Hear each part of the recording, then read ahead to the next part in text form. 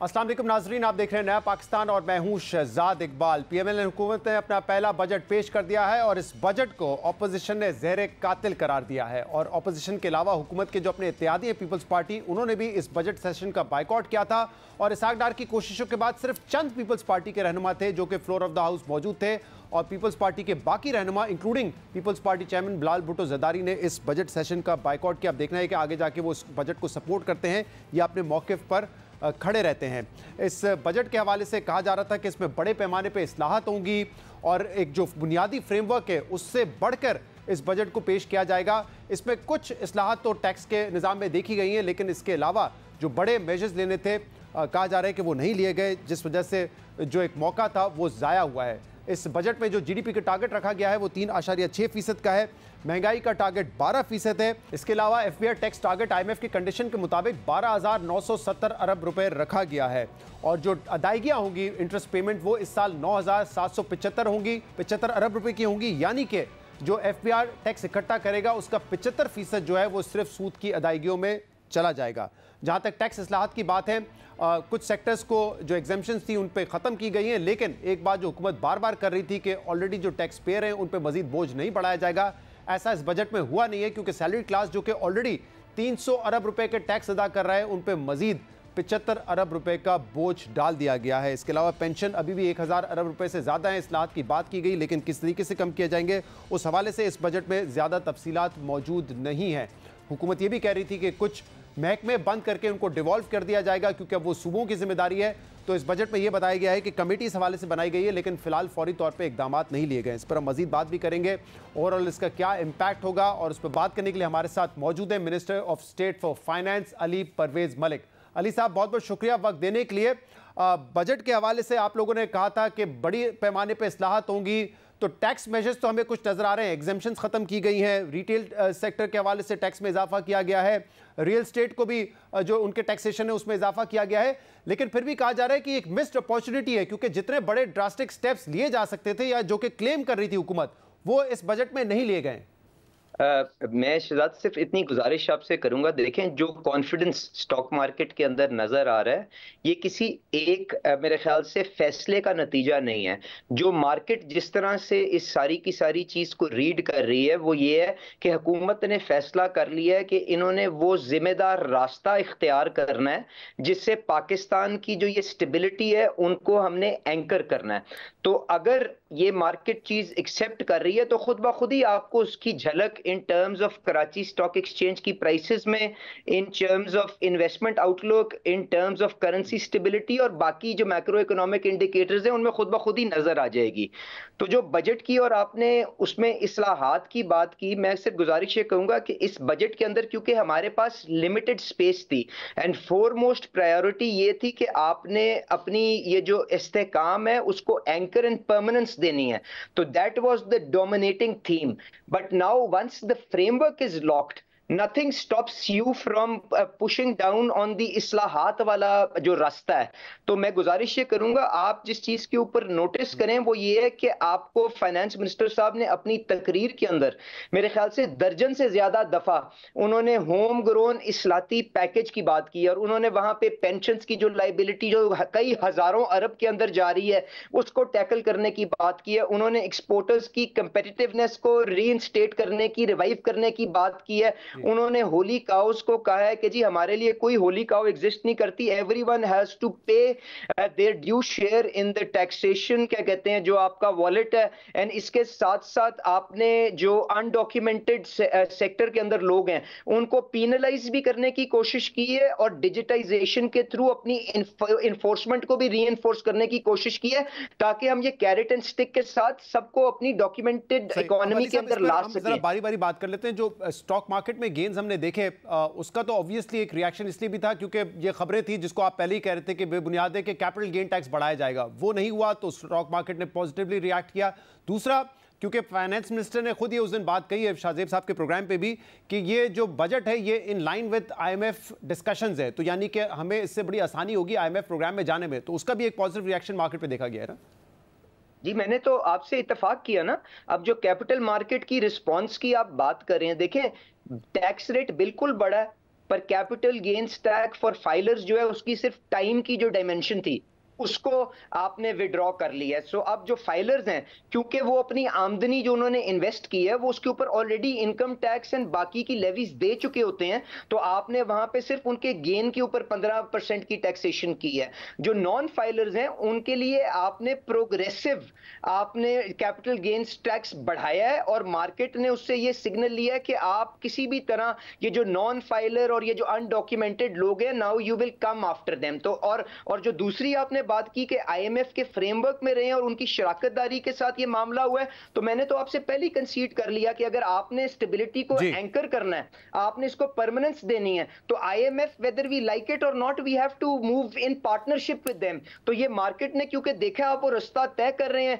आप unproductive usage से speculative uses में जो पैसा रियल एस्टेट में उससे निकाल के उसको फॉर्मल इकोनॉमी में लाने की कोशिश कर रहे हैं, वैल्यूएशन टेबल्स को रिवाइज कर रहे हैं, नॉन फाइलर्स को पेनलाइज कर रहे हैं, तो market is rewarding you with showing you their confidence। सबसे अहम सवाल होता है कि इस बजट के बाद क्या दोबारा महंगाई में इजाफा जो होगा वो किस हद तक होगा और कितने अरसे के लिए होगा? क्योंकि मिसाल के तौर पे एग्जेम्पशंस आप खत्म कर रहे हैं, जहां सेल्स टैक्स खत्म किया आपने, उसके असरात आएंगे।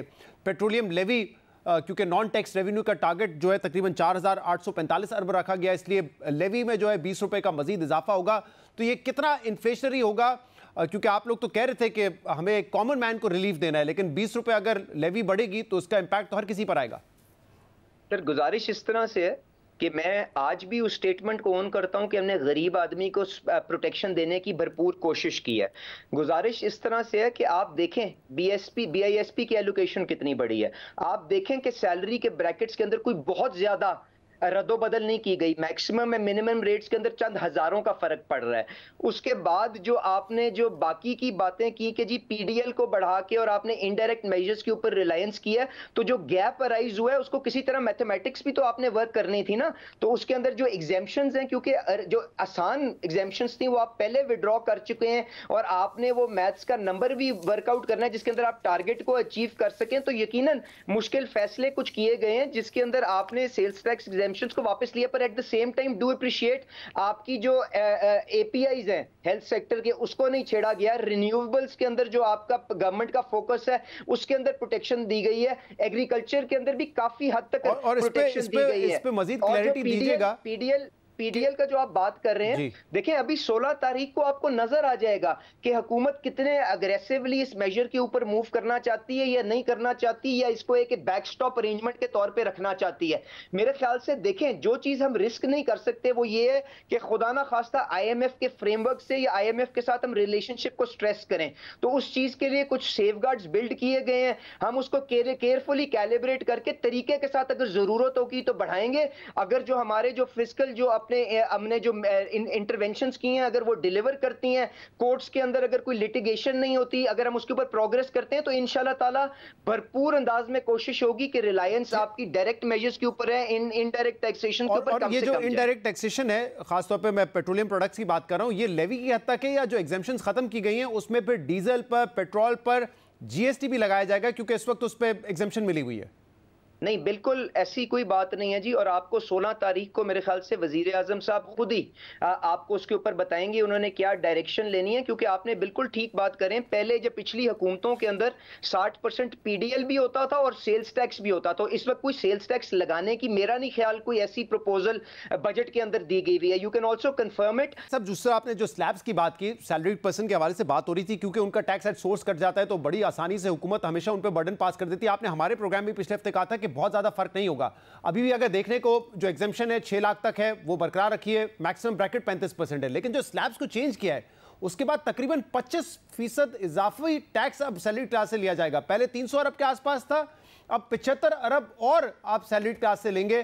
तो ये मुंसाफाना टैक्स निजाम कैसे हुआ जब आप कह रहे थे कि ऑलरेडी टैक्स पेयर पे मजीद बोझ नहीं आएगा? 75 अरब रुपए का तकरीबन मजीद बोझ आ रहा है इस पे। I totally accept your concern, हमने भरपूर अंदाज में कोशिश की है, पर मैं जो आपसे बात करना चाह रहा हूं वो ये है कि देखें, दो तरह के मसाइल का हमें सामना था। एक तो जो मिडिल क्लास लोग थे, वो महंगाई से पिछले 2 सालों में उनकी चीखें निकल गई थी। तो उसकी वजह से अगर आपकी लाख रुपए महीने की तनख्वाह है और आप पहले कुछ टैक्स की अमाउंट दे रहे थे, तो अगर आप उस पर इंक्रीमेंटल उसका इंपैक्ट देखें शहजाद साहब, तो इट इज 1000-1500 रुपए। So it is not something that will, क्या कहते हैं, create a lot of pressure on that individual. And at the same time जो हायर स्लैब के ऊपर प्रॉब्लम थी वो ये थी कि you were bleeding talent, people were leaving the country, and आपका सारे का सारा वो जो इमिग्रेशन के नंबर्स थे उनके अंदर नजर आ रहा था कि 8 लाख 10 लाख बंदा साल का इमिग्रेट कर रहा है। तो टैलेंट को रिटेन करने के लिए मैक्सिमम स्लैब को भी दुनिया के अंदर, जो आज भी हमारी ज्यादा समझी जाती है,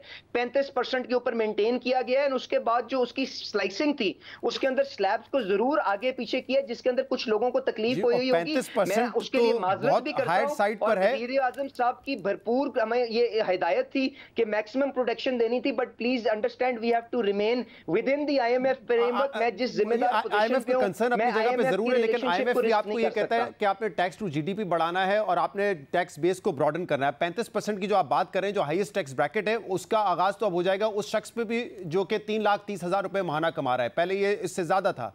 दूसरी बात यह है अली साहब के इस वक्त जो सैलरी क्लास है वो वैसे ही 20%, 25%, 30% महंगाई हर साल जो पिछले 2-3 साल से है उसका सामना कर रहा है।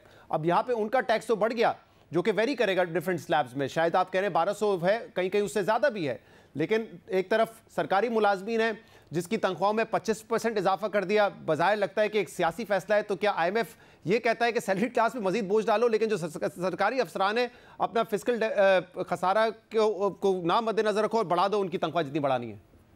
बिल्कुल ऐसी बात नहीं है। देखें, पहली बात तो ये, खसारे को कंट्रोल करने के लिए प्राइमरी सरप्लस का जो सैक्रोसैंक्ट नंबर है उसको बढ़ाया गया है 1%, जो मेरे ख्याल से नॉन नेगोशिएबल है with in the IMF framework, ठीक है। एंड जो भी तनख्वाह की इंक्रीज हुई है उसको आपने उसके अंदर बजट प्रॉपरली किया गया, क्योंकि इन लोगों के ऊपर भी महंगाई का बिल्कुल बोझ गिरा था पिछले 2 सालों में। इसके अलावा प्राइवेट सेक्टर के लिए जो मिनिमम वेज है उसको 15% से बढ़ा के हमने कोशिश की है कि प्राइवेट सेक्टर को भी ये क्यों दे सकें कि आप भी अपनी सैलरीज जो हैं उनको बढ़ाएं। और हमने ये शिफ्ट भी किया कि कंपनीज को प्रॉफिटेबिलिटी टैक्सेस की तरफ शिफ्ट किया जाए, ताकि अगर आप अपने वर्कर्स को लुक आफ्टर करते हैं, हायर खर्चा उनके लिए करते हैं, तो आपको उसकी टैक्स की आपको अलाउंस मिल जाए। तो भरपूर कोशिश हुई है। डिस्पाइट दैट आपने बिल्कुल ठीक कह रहे हैं, हम I wish I could have saved them from further burden. पर मैं जो एक गुजारिश कर रहा हूं शहजाद साहब, प्लीज अंडरस्टैंड, IMF कतन ये नहीं कहता कि सैलरी के ऊपर बोझ लगाओ, आपने ठीक कहा, पर वो साथ साथ ये भी कहता है कि हमें आपके ऊपर, जब आप कहते हैं कि हम वाइडनिंग की अपनी एक्सरसाइज को कंप्लायंस के जरिए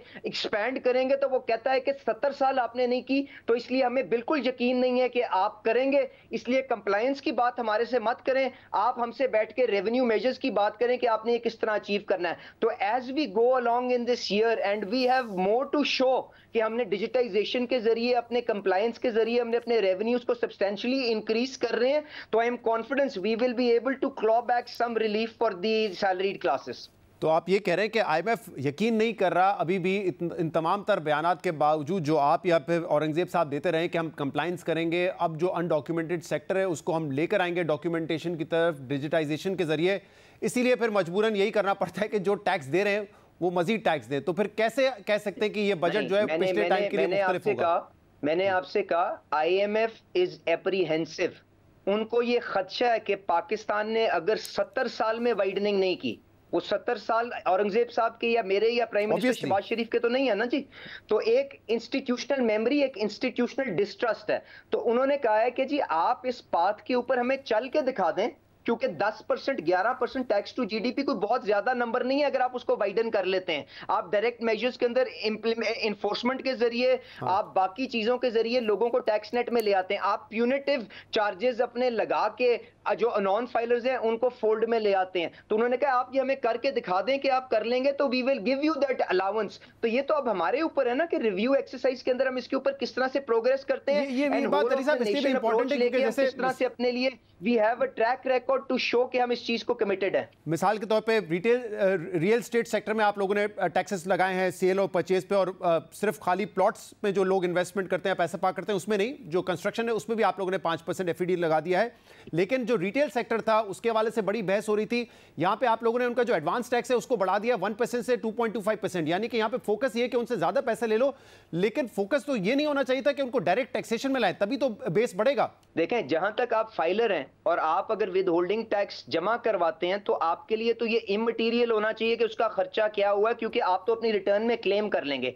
now when you talk about non filers, तो हमने उनके लिए ट्रांजैक्शन करना मुश्किल भी कर दिया, क्योंकि अब पिनल आपने उसके कॉन्सिक्वेंस होंगे, उसके प्यूनिटिव चार्जेस होंगे, तो वो डिस्करेज होगा और उसके ऊपर ये बेहतर चॉइस होगी कि वो पहले ही डॉक्यूमेंटेशन की फोल्ड में आ जाए। अगर वो नहीं आएगा तो जो विद होल्डिंग टैक्स वो पे करेगा दैट विल रिमेन अनक्लेम्ड। तो उसके बाद आपकी इन्फोर्समेंट की एक्सरसाइज शुरू होती है कि ये डेटा वो निकाले कि कौन है ये शख्स जिसने करोड़ों रुपए या लाखों रुपए विद होल्डिंग टैक्स जमा करवा दिया है, उसका बेनिफिट नहीं लिया। तो उसके पीछे जो आपका डायरेक्टोरेट होगा जिसने वाइडनिंग करनी है, वो उनको टैक्स रिटर्न, उनको फाइलिंग के लिए उनको पुश करेगा, एंड अगर वो नहीं आते तो उसके बाद उनको प्रोसिक्यूट किया जाएगा। सो दैट इज हाउ अब तक तो ये अप्रोच रही है कि ठीक है, अगर वो नहीं बनते टैक्स फाइलर तो आप उनसे विद होल्डिंग ले लें, लेकिन आप ये कह रहे हैं कि अब अगले स्टेप में हम ये करेंगे कि हम इन्फोर्समेंट करेंगे और देखेंगे कि उन्होंने ये जो मैकेंजी की डिजिटाइजेशन की जो एक्सरसाइज भरपूर अंदाज में चल रही है, कल वजीर आजम साहब ने 2 घंटे की उसके ऊपर मीटिंग भी ली है। उसका मकसद ही है कि एल्गोरिथमिक बेसिस के ऊपर पता चल जाए कौन लोग अच्छा खासा विद होल्डिंग टैक्स दे रहे हैं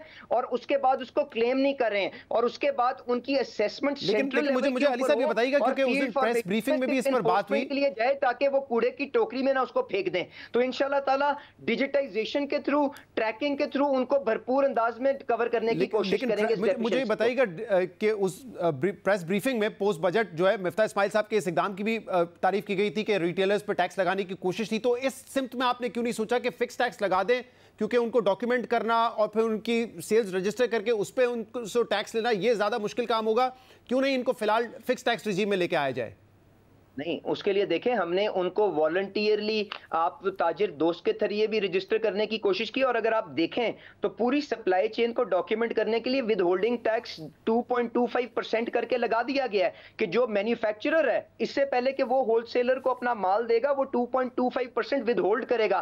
तो the same logic will apply for that with holding tax also, कि अगर वो अनक्लेम्ड पड़ा रह जाएगा तो जिसके बिहाफ के ऊपर वो जमा होगा आप उससे बुला के पूछेंगे भाई ये तुम्हारा 10 लाख रुपए विद होल्डिंग जमा हुआ है, तो इसका मतलब है तुमने कम से कम करोड़ 2 करोड़ रुपए की ट्रांजैक्शंस एंड सेल्स की होंगी, तो इसलिए बताओ तुम्हारी अपनी इनकम स्टेटमेंट कहां है। And that is how the prosecution and the follow up on that registration exercise will work through the widening exercise. जी अच्छा, इसके अलावा बार बार एक बात जो कर रहे हैं फाइनेंस मिनिस्टर और आप भी, वो डॉक्यूमेंटेशन की तरफ है, और इस हवाले से और ये बड़ी अच्छी बात है अगर ये रियलाइजेशन है कि यार ये नॉन फाइलर की इस्तेलाह क्या है, ये होनी ही नहीं चाहिए, एग्जिस्ट ही नहीं करनी चाहिए, अब इसको खत्म भी करना है। और इस हवाले से एक जो स्टेप लिया गया है जिसके हवाले से बात हो रही थी कि ट्रैवल बैन लगा दिया जाएगा, यानी कि सफरी पाबंदी होगी उस शख्स के ऊपर जो कि नॉन फाइलर है।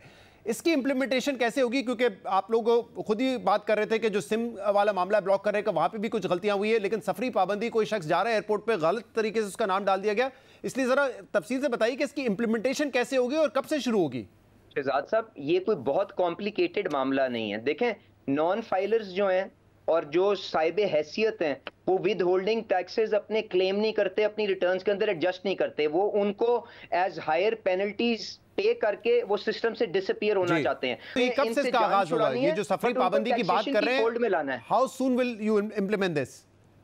देखें, आई थिंक प्राइम मिनिस्टर ने जो कल प्लेज किया है, every 2 weeks the Prime Minister of Pakistan will have a follow-up meeting with the consultants, जो हमारी बगैर किसी कॉस्ट के ऊपर यहाँ पे ये एक wholesome exercise and digital visibility देने के लिए डैशबोर्ड बना रहे हैं। तो अगर प्राइम मिनिस्टर 2 दफा हफ्ते महीने के अंदर देखेगा तो can you imagine the kind of pressure that the chairman FBR will be under to deliver on this promise.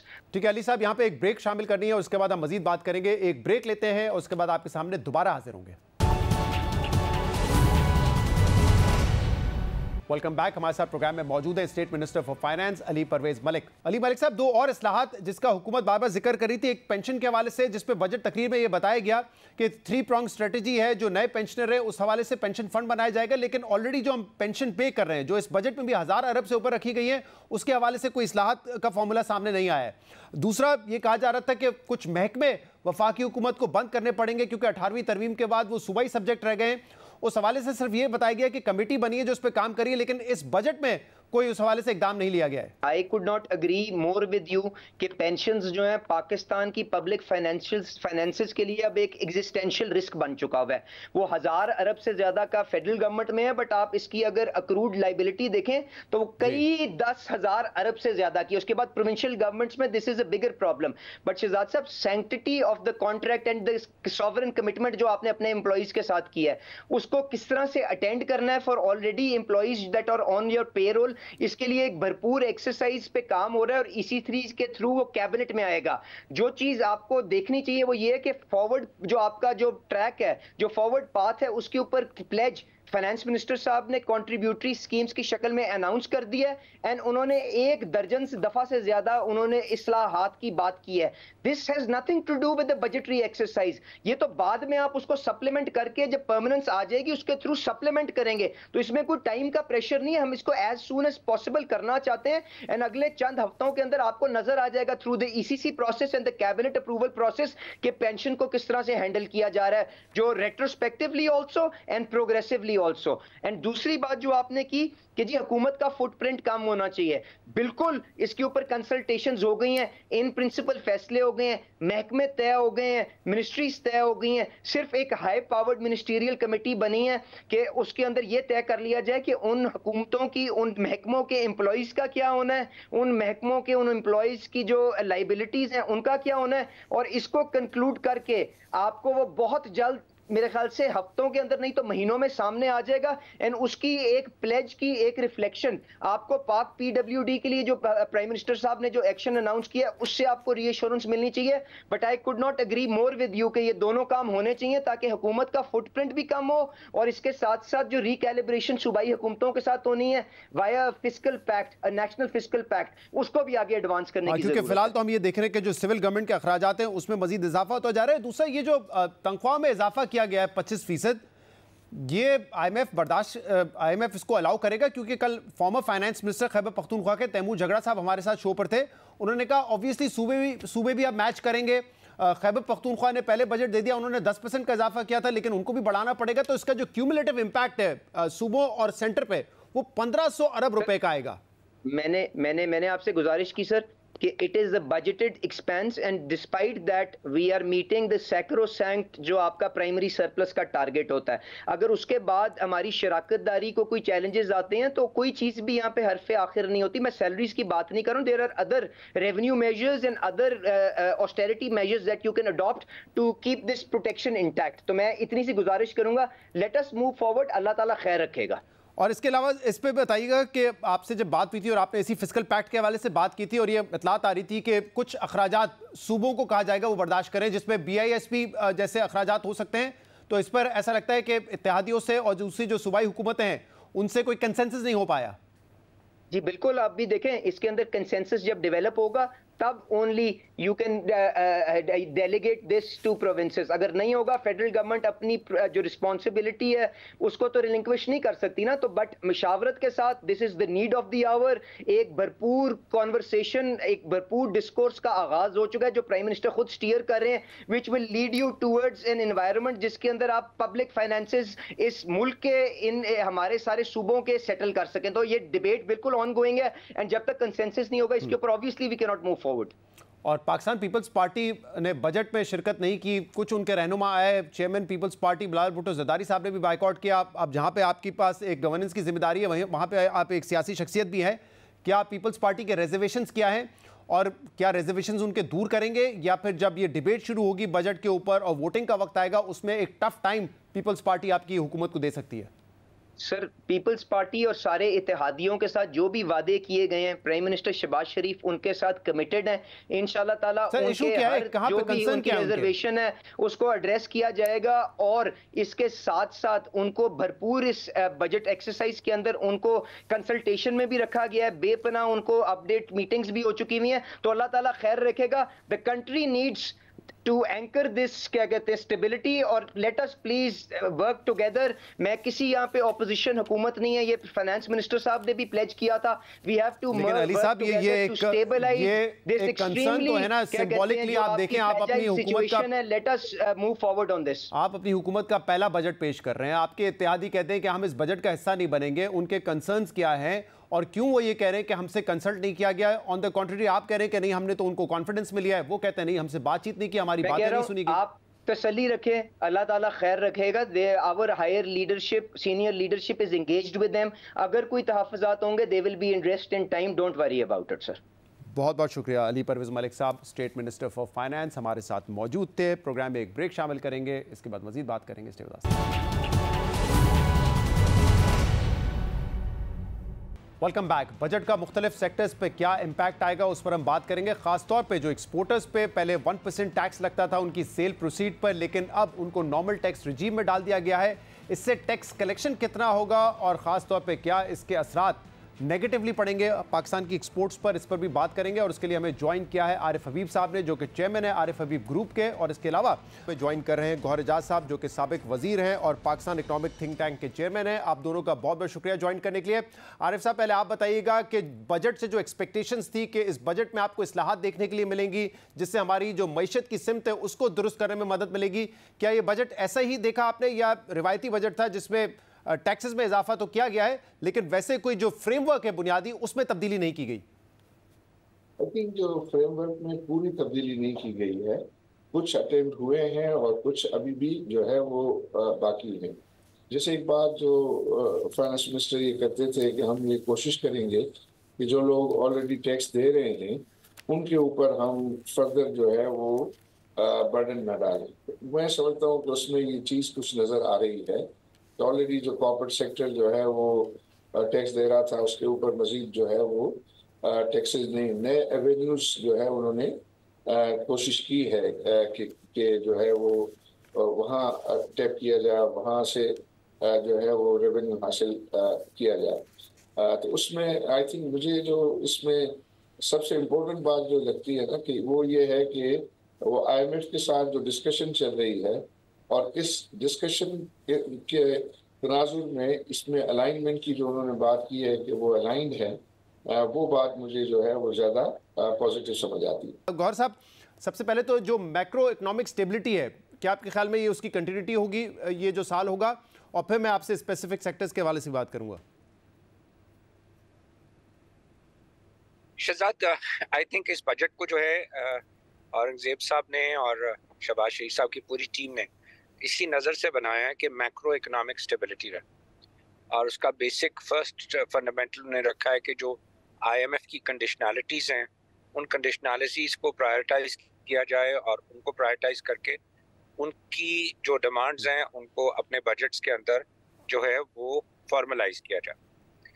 अब इसको जब सामने रखते हैं तो टैक्स का जो रेवेन्यू 3.5 ट्रिलियन इस साल बढ़ा है, उसमें से हमें नज़र आ रहा है कि 1.5 ट्रिलियन रुपए के टैक्सेस तो हुकूमत ने इम्पोज किए हैं और बाकी 1.5 ट्रिलियन उनका इन्फ्लेशनरी ट्रेंड से आएगा, और 800 अरब रुपए उसके अलावा है जो कि अभी डिस्क्लोज नहीं है, जिसमें हम समझ रहे हैं कि वो नॉन टैक्स रेवेन्यू से और पैसे कलेक्ट कर जाएंगे।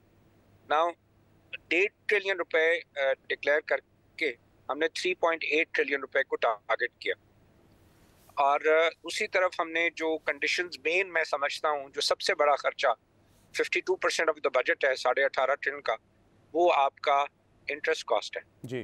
तो जब इंटरेस्ट कॉस्ट 9.5 ट्रिलियन इन्होंने रिकॉर्ड किया है, मैं ये समझ रहा था कि इस 9.5 ट्रिलियन को ये डायरेक्शन देंगे कि हम अगले साल जब प्रोजेक्ट कर रहे हैं कि इंटरेस्ट रेट 12% से नीचे इन्फ्लेशन हो जाएगी तो इंटरेस्ट रेट भी कम होगा।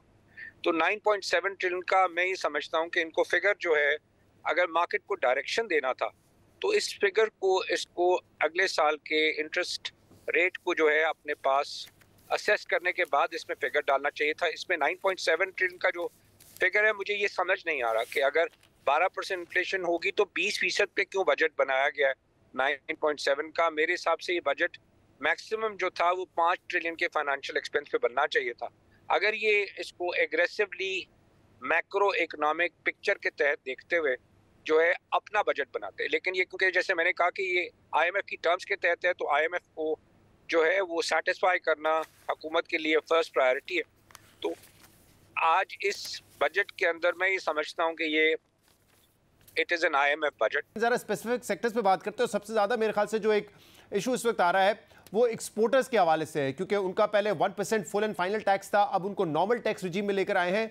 अब इस पर कल हम मिफ्ता इस्माइल साहब से और दीगर शहबाज जैदी साहब जो कि रह चुके हैं फाइनेंस मिनिस्ट्री और चेयरमैन FBR, उनसे गुफ्तगू कर रहे थे। वो कह रहे थे ये तो सस्टेन नहीं कर पाएगा, ये तो बजट अप्रूव होने से पहले ही बदलना पड़ेगा, क्योंकि इससे बहुत बुरा नेगेटिव इंपैक्ट आएगा। और एक साथ आपने उनको तकरीबन 35% टैक्स रिजीम में डाल दिया है और ओवर द ईयर्स आप उनसे सिर्फ 1% चार्ज करते थे। गौर साहब, कितना इसका इंपैक्ट है? क्योंकि जो FBR चेयरमैन है जुबैर टिवाना साहब, वो कह रहे थे तकरीबन 300 से 350 अरब रुपए टैक्स इकट्ठा होगा, लेकिन क्या इसका कोई इंपैक्ट आपको लगता है कि एक्सपोर्ट्स पर आएगा? शहजाद, देखें, इसके अंदर जो फिलॉसफी फॉलो की गई है वो कहा गया है, और हमने बजट स्पीच में भी सुना और प्रेस कॉन्फ्रेंस के, इस दफ़ा कोई सेक्रेट काउस को हम जो है एग्जाम्पशंस नहीं देंगे, ये टर्म यूज की गई। तो एक्सपोर्टर्स को हमने हमेशा सेक्रेट काउ रखा है भी किया। अब हम ये देख रहे हैं कि एक्सपोर्टर्स की एक एक करके जो पिछले स्पेशली 2 साल में इस IMF प्रोग्राम पे हमने उनके ड्रॉबैक्स ख़त्म किए। उसके बाद हमने उनका एनर्जी टैरिफ जो 9 सेंट का था रीजनल, वो ख़त्म किया। उसके बाद हमने उनके पास एक्सपोर्ट रीफाइनेंस होता था जो कि एक सब्सिडाइज रेट पे था, वो ख़त्म किया। अब उनके पास ये लास्ट चीज़ थी कि जनाब आपको टैक्स वाले सवाल नहीं पूछेंगे और आप जो टर्नओवर करेंगे उसका 1% टैक्स दे देंगे। अब ये जो 1% टैक्स है उसका मकसद क्या है कि अगर आप अपनी टर्नओवर का 3% कमाएंगे तो 3% जो कमाएंगे उसका तो जो टैक्स रेट के हिसाब से आपका टैक्स बराबर हो गया। जो 3% से ऊपर आप टर्नओवर का कमा रहे हैं उसका उन्होंने उसको एग्जाम्प्ट रखा हुआ था। नाउ आज के दिन जब आप 25 कंपनीज का, मैंने भी कल एक स्नैपशॉट लिया था, तो उसमें जो लार्ज एक्सपोर्ट कंपनीज थी जो वो अपनी एक्सपोर्ट्स करती थी, उन एक्सपोर्ट कंपनी का टैक्स रेट जो है वो 10% से नीचे आ रहा था इफेक्टिव रेट। तो that means they were enjoying this advantage के वो इफेक्टिव रेट जो है उनके ऊपर बाकी कॉर्पोरेट सेक्टर को 30 पड़ रहा है या 29 पड़ रहा है, उनको 10% इफेक्टिव रेट था, and this was there only now advantage. इसको मैं समझता हूँ अगर हम इसको थोड़ा सा हम स्टेप वाइज करते हैं और ये कहते हैं कि जो बेसिक प्रोडक्ट्स बना के एक्सपोर्ट करते हैं हम उनको जो है वो टैक्स रेट नॉर्मल टैक्स में लेके जाएंगे।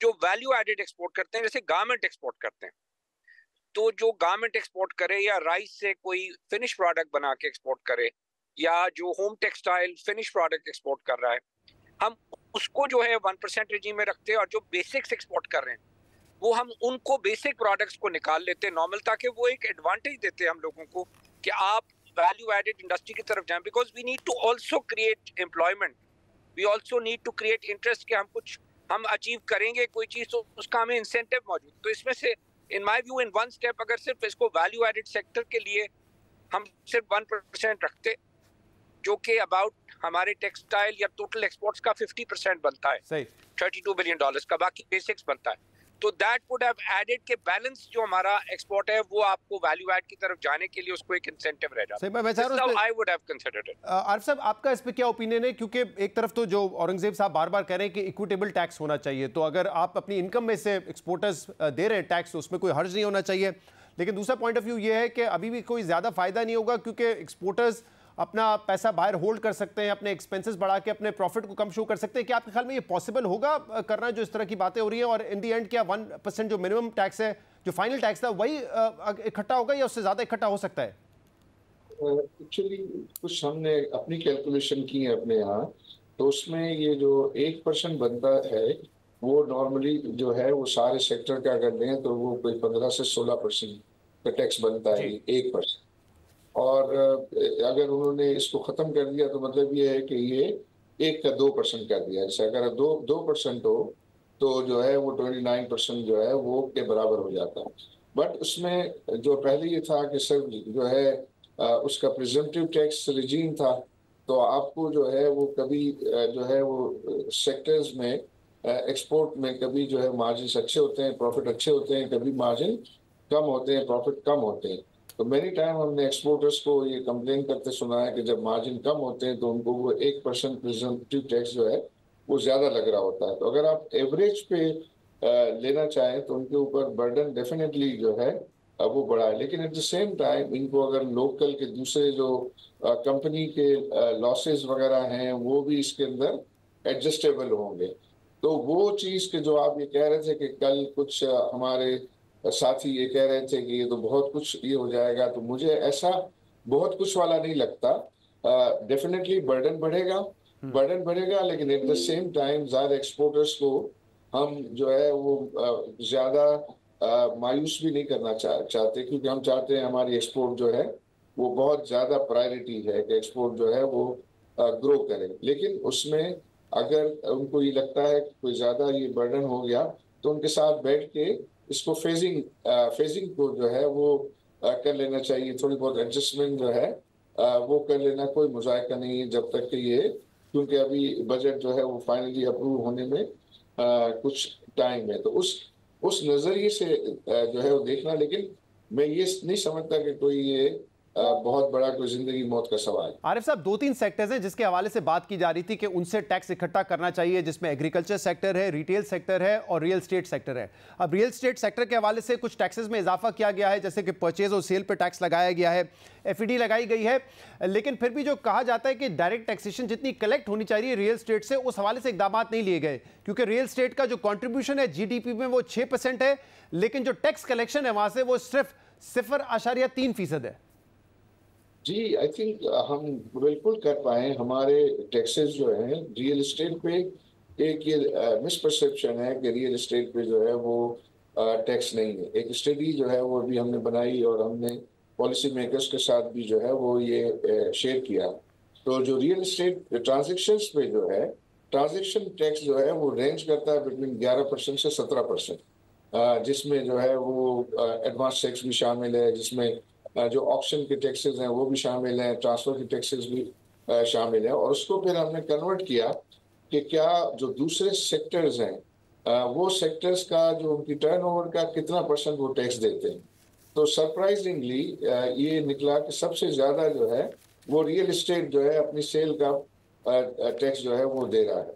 अब इशू जो लोगों को सिर्फ ये है कि चूंकि ये प्लॉट्स में जो है वो स्पेकुलेशन होती है और प्लॉट्स की जो है वो इतना कोई क्या वो इकोनॉमी में उसका कंट्रीब्यूशन है या नहीं, या बाज लोग जो है समझते हैं कि ये ब्लैक मनी का पार्किंग लॉट है, इस वजह से वो ज्यादा अंडर क्रिटिसिज्म आता है। तो उसके लिए चाहिए ये था कि अभी जो उन्होंने एक्साइज ड्यूटी लगाई है, ये एक्साइज ड्यूटी उन्होंने सारी प्रॉपर्टी पे लगा दी है। वो प्रॉपर्टी पे नहीं होनी चाहिए, सिर्फ प्लॉट्स पे होनी चाहिए। और कंस्ट्रक्शन पे या हाउस पे जो है वो तो आप एक्साइज ड्यूटी लगा के लोगों के वैसे ही जो है वो घरों को आप पिछले कई सालों से ये इंसेंटिव देते थे कि लोग अपने घर खरीदें और उनको सब्सिडीज देते थे। अब एकदम से रिवर्स करके आप ये कहते हैं कि किसी को घर लेना है तो हम उससे जो है वो एक्साइज ड्यूटी, और एक्साइज ड्यूटी तो वो उन आइटम्स पे लगती है कि जिनकी कंजम्पशन को आप जो है वो डिस्करेज करना चाहते हो। तो गौर साहब, इस बजट के हवाले से जो औरंगजेब साहब ने ब्रीफ भी किया, वो ये बता रहे थे बार बार कि हम प्यूनिटिव एक्शन लेना चाहते हैं जो लोग अपने टैक्स फाइल नहीं करते हैं। सिर्फ ये नहीं है कि उनके ऊपर थोड़ा सा विदहोल्डिंग टैक्स बढ़ा दें, हम चाहते हैं एक तो वो आए डॉक्यूमेंट करें, और नहीं करेंगे तो फिर पेनलाइज होंगे, उनके ऊपर काफ़ी ज़्यादा टैक्स लगा दिया, चाहे वो कैपिटल गेन ऑन सिक्योरिटीज़ हो या फिर capital gain on real estate हो। आपके ख्याल में ये एक स्टेप ठीक डायरेक्शन में है? और इससे और साथ में जब ये कह रहे हैं कि हम जोर अब इस बात पे देंगे कि डॉक्यूमेंटेशन हो, माजी में हम कोशिश करते रहे, नाकाम हुए, लेकिन अब होगी ये उनके हक में। आई बिलीव कि हमें डॉक्यूमेंटेशन करनी चाहिए, हमें नई टेक्नोलॉजी यूज करनी चाहिए। हम एग्जिस्टिंग टैक्स पेयर्स पे कब तक ये बोझ डालेंगे कि वो पूरे पाकिस्तान का बोझ उठा लें। आज भी 40 या 42 लाख टैक्स पेयर हैं जिन्होंने पूरा बोझ आज भी उठाना है। और मैं आरिफ अबीब साहब की अभी ये बात एक्साइज ड्यूटी की उन्होंने बड़ी खूबसूरती से पेश की, मैं उसमें ऐड कर देता हूँ कि आपकी 40 सनतें जो है वो कंस्ट्रक्शन इंडस्ट्री के साथ लिंक्ड है, और पूरी दुनिया का इंजन ऑफ ग्रोथ जो गिना जाता है वो कंस्ट्रक्शन इंडस्ट्री को दिया जाता है। और आप जब इसको बात करते हैं तो स्टील हो जाए, आपकी सीमेंट हो जाए, आपकी ग्लास हो जाए, आपकी जो है पाइप इंडस्ट्री हो जाए, इंजीनियरिंग इंडस्ट्री हो जाए, केबल इंडस्ट्री हो जाए, आपकी इलेक्ट्रॉनिक जो या इलेक्ट्रिक के जो अप्लायंसेस की इंडस्ट्री, आपकी जितनी इंडस्ट्री है सब घरों की बेसिस पे चलती है। अब इन्होंने इस बजट में एक चीज़ को जो ऐड कर दिया, क्या कि हमने कहा कि मैं 1 मिनट में एक्सप्लेन कर देता हूँ कि हमारे 10 लाख से ज़्यादा SMEs हैं जो कि छोटे प्लॉट लेके घर बनाते हैं और साल के अंदर वो कारोबार करते हैं, और ये बहुत बड़ा कारोबार है हर शहर में, छोटे छोटे लोग घर बनाते हैं। अब आपने ट्रांजैक्शन क्या कर दिया, आपने कहा है कि 3%, वो फाइलर है, मैं नॉन फाइलर के तो हक में ही नहीं, फाइलर है, आपने उसको कहा कि 3% आप फाइलर का एडवांस टैक्स जमा करा दो जब प्लॉट लो, ठीक। उसके बाद आप उसको कहा कि आपने stamp duties, DMA charges, registration charges 3% भरने हैं, वो भी भर दो 6%। ये हमारा इस साल तक का कानून है 30 जून उसके लिए। अब आपने कहा कि हम 5% तुम्हारे पे, मैं अब 5 करोड़ से नीचे की बात कर रहा हूँ कि 5% अब तुम पे हम फेडरल एक्साइज ड्यूटी पे लगाएंगे, 11% हो गया। नाउ वो आदमी जो कि 1 साल के अंदर घुमाता था अपना घर एक बना के, 125 गज का घर वो 2.5 से 3 करोड़ का बेचता था, उसमें 25 से 30 लाख प्रॉफिट करता था, आपने उसकी ट्रांजैक्शनल कॉस्ट ही कर दी है कि उसने बेचने पे दोबारा 4% या 3% टैक्स देना है, आपने उसकी ट्रांजैक्शनल कॉस्ट ही 20 से 25 लाख कर दी। तो अगर आप उसको 100% टैक्स पे ले जाएंगे कि उसने एक ही साल में, उस आदमी ने अपना घर प्लॉट खरीद के बेचना था और उसने अपनी रोजी कमानी थी, आपने उस सब को बेरोजगार करने जा रहे हैं। आप खुद अभी कुछ वक्त आपने इंटीरियर मिनिस्ट्री में भी गुजारा है, सफरी पाबंदी पे बात हो रही है कि जो नॉन टैक्स फाइलर होगा उसके सफर पे, उसके ट्रैवल पे पाबंदी होगी। अभी हम सिप्स ब्लॉक कर रहे हैं, आपके ख्याल में ये इम्प्लीमेंटेबल है इस मुल्क में? क्योंकि यहाँ पे तो हम देख रहे हैं कि 30 से 35 लाख लोग हैं जो सिर्फ अपना टैक्स फाइल करते हैं। मैं वही कह रहा हूँ कि क्या हम कह रहे हैं कि 42 लाख लोगों को हम ट्रैवल करने देंगे सर 25 करोड़ में से? मैंने तो इसीलिए पहली बात ये कर दी कि अगर हम सिर्फ फाइलर के लिए करेंगे, तो मैं ये कह रहा हूँ कि पहली चीज, अगर हम इतने सख्त फैसला करना चाहते हैं तो फैसला करने का तो सादा सा है, विच इज कि आप आज फैसला करें कि 50,000 रुपए से ऊपर कोई चीज कैश में नहीं खरीदने देंगे।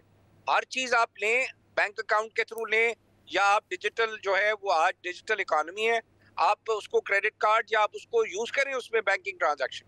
आप ये हम क्यों फाइलर नॉन फाइलर के ऊपर चलते हैं? पूरी दुनिया में नॉन फाइलर नाम की कोई चीज नहीं है। आरिफ साहब, जब ये औरंगजेब साहब कहते हैं कि मैं इस इस्तिलाह को ही नहीं मानता कि नॉन फाइलर, और वाकई किसी भी माशरे में आप देखिए ये नहीं होता, लेकिन हम थर्ड वर्ल्ड कंट्री है, यहाँ पे ये बहुत बड़ा इशू है। अब इसको ख़त्म करने के लिए जो ये स्टेप की बात की जा रही है कि सफरी पाबंदी लगा दें, सवाल ये है कि क्या ये इन्फोर्स किया जा सकता है या आपके ख्याल में प्रैक्टिकली पॉसिबल नहीं होगा? ये आई थिंक ये हार्श है, बहुत ज़्यादा हार्श है, और इसके लिए और जो है वो रास्ते ढूंढने चाहिए। इनको जो है वो इंसेंटिवाइज भी करने का एक तरीक़ाकार होता है, वो वाला ऑप्शन भी जो है वो ज़रूर उनको अवेल करना चाहिए। बहुत बहुत शुक्रिया गौहर एजाज साहब और आरिफ हबीब साहब हमारे साथ मौजूद थे। नाज़रीन, आज के प्रोग्राम में इतना ही। शो से इजाज़त दीजिए। अल्लाह हाफ़िज़।